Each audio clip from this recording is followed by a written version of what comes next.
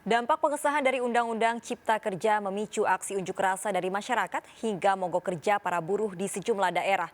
Demonstran menilai tidak adanya keberpihakan Undang-Undang Cipta Kerja terhadap buruh di dalam klaster ketenagakerjaan.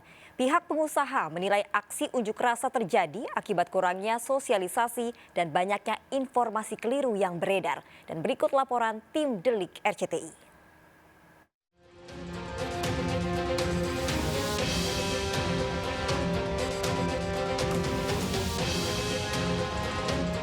DPR RI akhirnya mengesahkan Omnibus Law rancangan Undang-Undang Cipta Kerja menjadi undang-undang melalui rapat paripurna pada 5 Oktober 2020.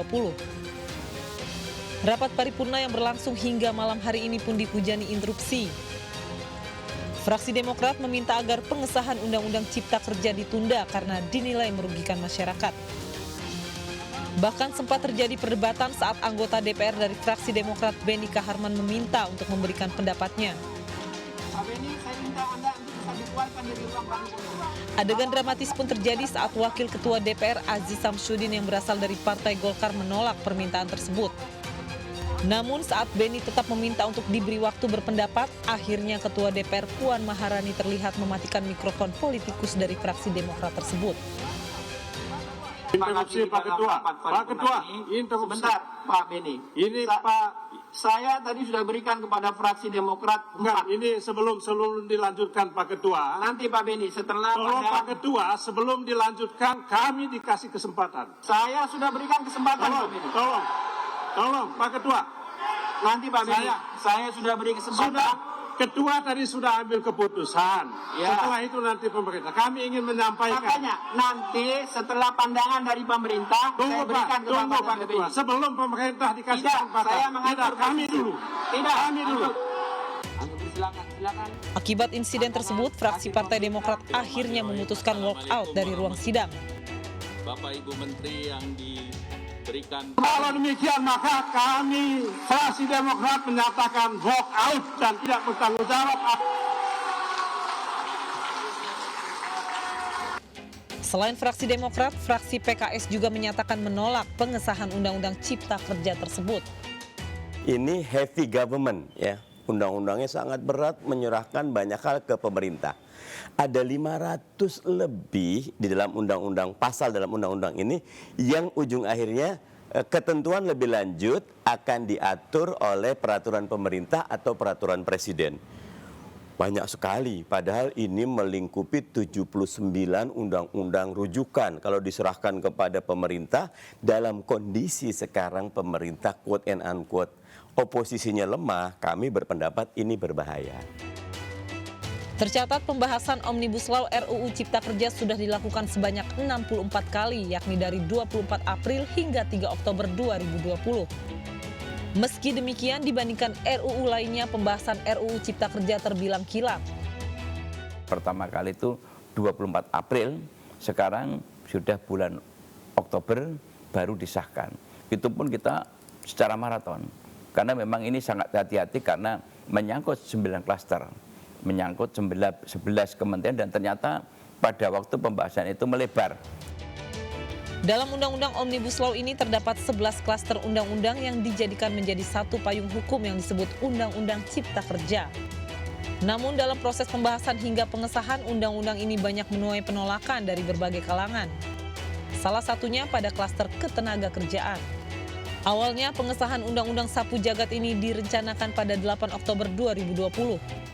Namun proses pengesahan dipercepat 3 hari dari jadwal semula.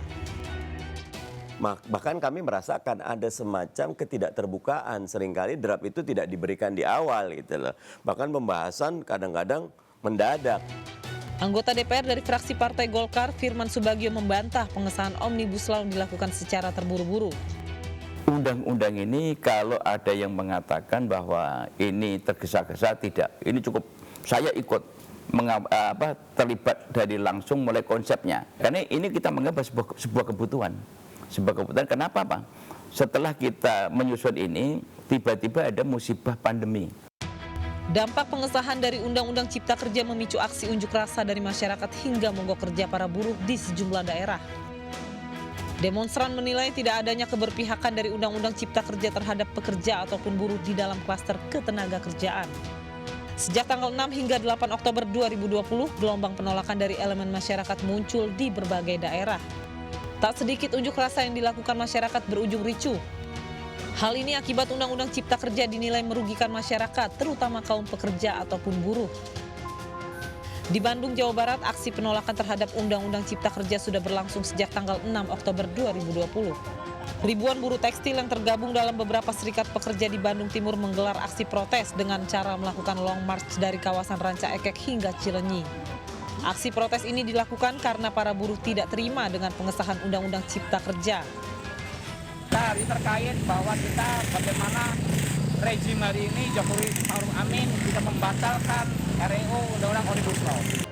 Di Malang pada 8 Oktober 2020, massa melakukan aksi demo karena kecewa dengan pengesahan Undang-Undang Cipta Kerja yang sudah disahkan pada rapat paripurna DPR.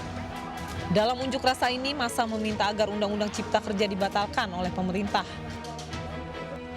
Pada hari yang sama, aksi unjuk rasa mahasiswa juga terjadi di Pontianak, Kalimantan Barat. Para mahasiswa menolak pengesahan Undang-Undang Cipta Kerja. Demonstran bergerak dari Tugu Deglis Intan menuju kantor DPRD Kalimantan Barat. Mereka menuntut dibatalkannya Undang-Undang Tenaga Kerja yang diyakini tidak memihak rakyat. Yang menuntut ingin menolak secara gamblang menggandeng DPRD Provinsi Kalimantan Barat untuk satu suara dalam satu mahasiswa dan masyarakat Tanah Kamang untuk menolak RUU Omnibus Law itu. Tak hanya di daerah, puncak aksi penolakan Undang-Undang Cipta Kerja terjadi di Ibu Kota Jakarta pada 8 Oktober 2020. Sejumlah jalan utama dipenuhi oleh demonstran yang berasal dari kalangan buruh, masyarakat, hingga mahasiswa. Mereka menuntut pemerintah membatalkan Undang-Undang Cipta Kerja. Namun sayang, aksi demonstrasi tersebut berujung ricuh hingga mengakibatkan sejumlah fasilitas umum rusak.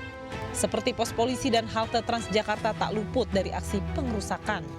Saat melakukan peninjauan di halte Transjakarta di Bundaran Hotel Indonesia, Gubernur DKI Jakarta Anies Baswedan mengungkapkan, sebanyak 46 halte Transjakarta mengalami kerusakan akibat unjuk rasa pada 8 Oktober 2020. Ada 46 halte yang mengalami kerusakan. Dan perlu diketahui, yang rusak itu halte saja di sepanjang jalan ini. Tidak ada gedung, tidak ada kecuali kantor Kementerian ESDM, tapi yang lain tidak, jadi halte dan pos polisi. Sementara anggota Asosiasi Pengusaha Indonesia atau APindo Bob Azam menilai, aksi unjuk rasa yang dilakukan para buruh terjadi akibat kurangnya sosialisasi dan banyaknya informasi keliru yang beredar mengenai Undang-Undang Cipta Kerja. Memberi karpet merah kepada pengusaha, tapi saya koreksi, bukan pengusaha asing. Ya, karena ini dikombin dengan UMKM. Ya menurut saya sih ada informasi yang distorsi aja. Ya mudah-mudahan diberi waktu lah beliau-beliau itu untuk mempelajari lebih dalam, menyerap lagi ya, dan ya lebih memahami lagi lah.